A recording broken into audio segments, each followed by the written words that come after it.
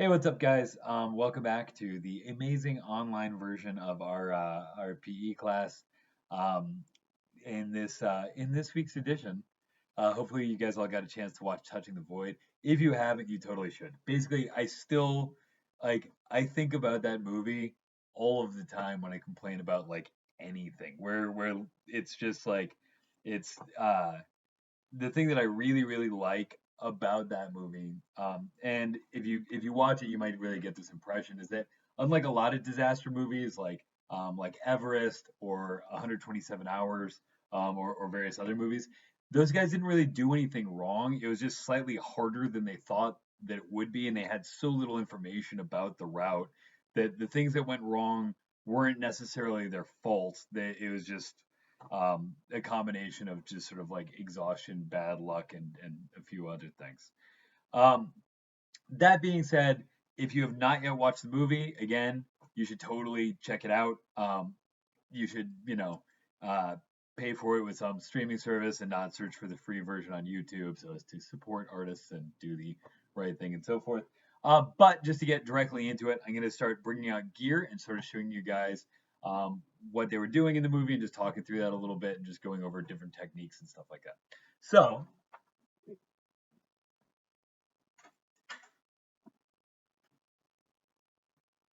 first thing is that they were doing what's called mixed climbing. They were doing mixed climbing, mountaineering, and what sort of ice climbing. So, what mixed climbing is when you're climbing up a rock face that has so much ice on it that you want to use crampons and ice axes, but sometimes you're on rock as well, and you're just sort of like tooling up as you go.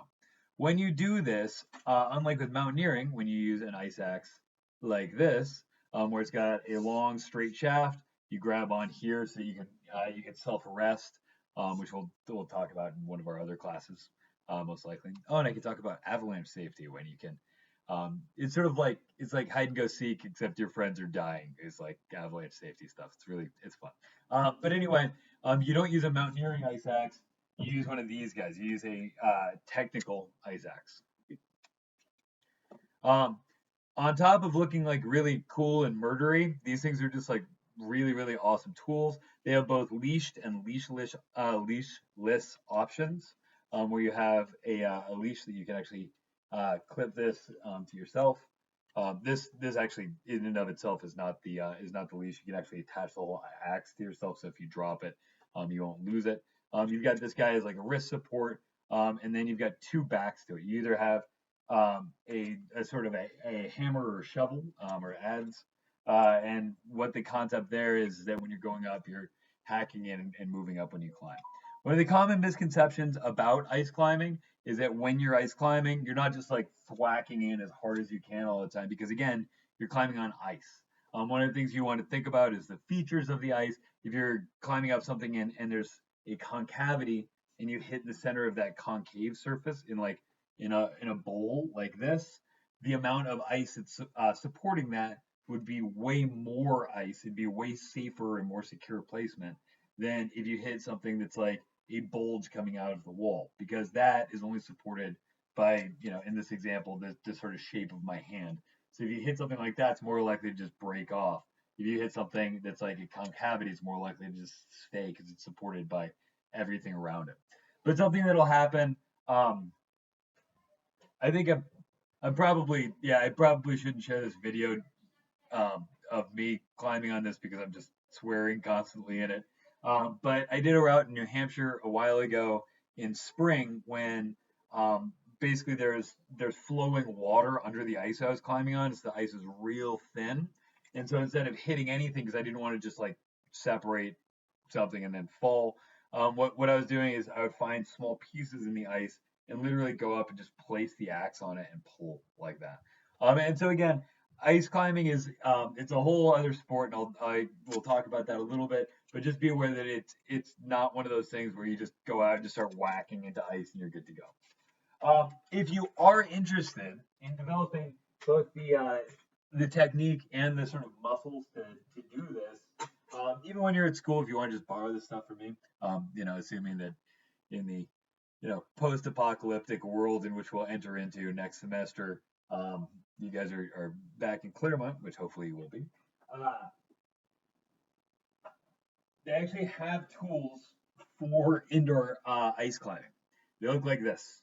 What the concept is, the handles are very similar. You set this up because you don't want to go, you want to clip into these and have like a piece of webbing going to your harness because you don't want to go leashless inside, so you don't just like drop pieces of wood on people. But you take this like little leather like loop, hook it over holds, and then you're just pulling on these things as you go up the whole time. And then generally speaking, when you do this, you use street shoes, not climbing shoes, so you have more of your weight on your arms, just to get a good workout with that. Cool. Next thing, real quick, talk about crampons. So, what crampons are? They're the spikes that you wear on your feet. There's a few different types of crampons and technical crampons as well.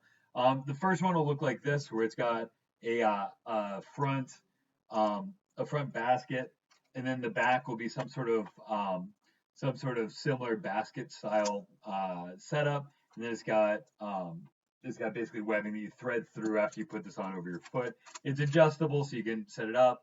It'll have generally two front points. You kick into the wall and you're good to go. This is also good when you're just hiking. If you're mountaineering and it's really really icy terrain, you put on your crampons and just go up. The thing that's nice about this kind that has the webbing in the back is that you don't need like technical. You can just have like normal mountaineering boots, normal hiking boots, and put these on over them. And then once you get these on over them and you've got them adjusted to the right distance, you just hike along with them. You always want to be careful to not step and graze your calf or whatever. You generally want to wear gaiters, which are just sort of these protective things that go around your ankles to prevent snow and stuff from getting into your shoes. But they also protect your pants because you will sort of clip your, like if this is your leg, you'll just sort of graze it through the normal course of hiking and doing things. It's just gonna happen. And so it's like not something that you want to just like hike in all the time. It's also really uncomfortable and a little bit harder on your ankles to walk on any sort of rocks. If you're alternating between rock and ice, these are not great because it'll feel weird. If you're doing something more technical, then you can get something like this. And you'll notice that there's way less straps. It still straps around, but it actually you clip in and then actually lock it on by adjusting this back thing. But these are like super technical. These are Petzl M10 crampons. You can also adjust these, so instead of two double point, you can have one single point mounted right here for like just whatever sketchy ice climbing thing that you're planning on doing. Mostly, unless you're really getting into ice climbing, and then you live in Southern California, which is not the best place for it, unless you're going to drive to Lee Vining all the time, which is like up by Mammoth. But you probably don't need these. They're just sort of excessive. On top of which, you need to have boots that have like a hard back, generally a hard point in the front, and a specific clip for the back, so you can actually lock these in, because otherwise they won't work. Something that a lot of people don't really think of that much, but it's just really, really awesome for most mountaineering because they're lightweight. You can wear them over pretty much any shoes, and they're just good to have in the winter in general. Are micro spikes. These guys are super, super easy to put on. All you do is you've got them, the spike parts, which are little tiny hooks like that, go on, except I got this inside out. There we go. The little tiny hooks that go on the bottom. You literally just take your sneaker or whatever other shoe you have, you put your foot in, you just stretch it over the top, and that's it. It takes like 2 seconds to put on or off. Walking on snow and then ice and then rock is totally comfortable.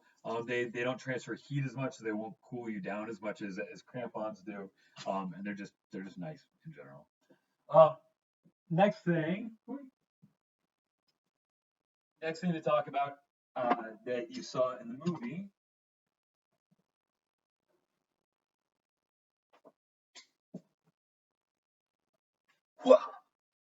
is ice screws. So ice screws are what you have for protection with ice climbing. The thing that I want to stress with ice climbing versus normal climbing, like a big difference, there's some things like the thing is great about trad climbing, or sorry, about sport climbing rather, which is like where there's already bolts in the wall and you go up and you just clip with quick draws and keep going. With sport climbing, it's sort of designed to minimize the risk should you fall, which means that it's sort of okay as long as you're good at falling, you've got a good belayer, the route is like fairly safely bolted, the bolts are in good condition, and so on and so forth. I'm never going to say that there's no risk of injury because there definitely is risk of injury, but relative to all of the other types of climbing, that risk is minimal. If you fall, you go through good falling technique, and then you just impact into the wall, you're good to go. With trad climbing, it's a little bit less because although still all those concepts are technically there, the placements, you're putting in your own pieces of gear. So trad climbing is where there is either no fixed gear or there's much less fixed gear, meaning that there are fewer permanently placed bolts or anchors or whatever. And so when you go up, you're putting in cams and you're putting in stoppers and stuff like that, which I'll talk about later this semester. Um, and with that, due to the fact that your protection is more of an unknown quantity and an untested quantity because you're literally just putting it in and then taking it out, and you think that your placements are good if you're good at trad climbing, but you don't really know because the quality of the rock or whatever could be variable. Um, so it's still not horrible to fall, and I fall trad climbing like all the time. But it's something that you want to take more seriously because there's higher risk of gear failure in trad climbing than there is in sport climbing. That's a blanket statement. That's not like automatically true, and it depends on your circumstances and a bunch of other things. But just as a general statement about trad climbing, falls are you should treat them as a more serious thing because it depends on your skill placing gear as opposed to just your skill mitigating a fall. Cool. Ice climbing is more so because first off, all of your gear is not into rock, it's into ice, which is um, surprising, I know, less strong than rock is. On top of that, your feet are covered in spikes, and then you're holding two axes with your hands. On top of that, you're generally somewhere that's like farther away from rescue, and rescue would be way more of a hassle because you're in the middle of snow and ice. And so it's like one of those things, and on top of that, you generally run things out a little bit more unless you're doing something really, really hard. So there's more space in between your gear. For that reason, you want to put in good equipment, and then you want to minimize force on your gear. So this is an ice screw. What it looks like is this ice screw. These things are all super sharp. They are less. This one is less sharp because I've just beaten it up a little bit. But what the concept is, you take this screw. You're literally climbing. You've got one piece of gear in. You take your other ice screw and just ram it into the wall. And once you ram it in or into the ice, once you ram it in, you tilt out this if you have a good one, or otherwise different ice screws have like different connector points right here. And then you just start grinding it in and driving it into the wall. Uh, the main thing that you want to keep in mind here is that mechanical advantage is absolutely a thing. Where basically the farther in it goes, assuming good ice quality, the better that is. And if this is sticking out even a little bit, it can have a dramatic impact on how much torque you're pulling down with in the event of a fall. So let's say that you're doing something like super sketch, which you obviously should not do. But let's say you're doing something super sketch where you've only got like 2 or 3 inches of ice, and your ice screw is in to here. If you clip in here, you're putting way more torque on the wall, and so what you can do instead is just sling your screw. You probably want to use a shorter sling, honestly, but just girth hit your ice screw closer in, and then just clip your carabiner in like right here. So the direction of force so the force vector exerted is starting from right here. It's not all the way out at this point down here. Hopefully that makes sense. I have like this tendency to like be like, does that make sense? And then I'm like, I'm talking through a laptop, so I'm not going to get a solid response from said item. Anyway, so you get that all the way in. You want to get it as flush as possible without like forcing it, because if you force it, then you're going to fracture ice and so on and so forth. Once you got that, you're not clipping in with a normal quick draw like you see it at Hanger or somewhere else. You're clipping in with something oftentimes, and some people just use quick draws.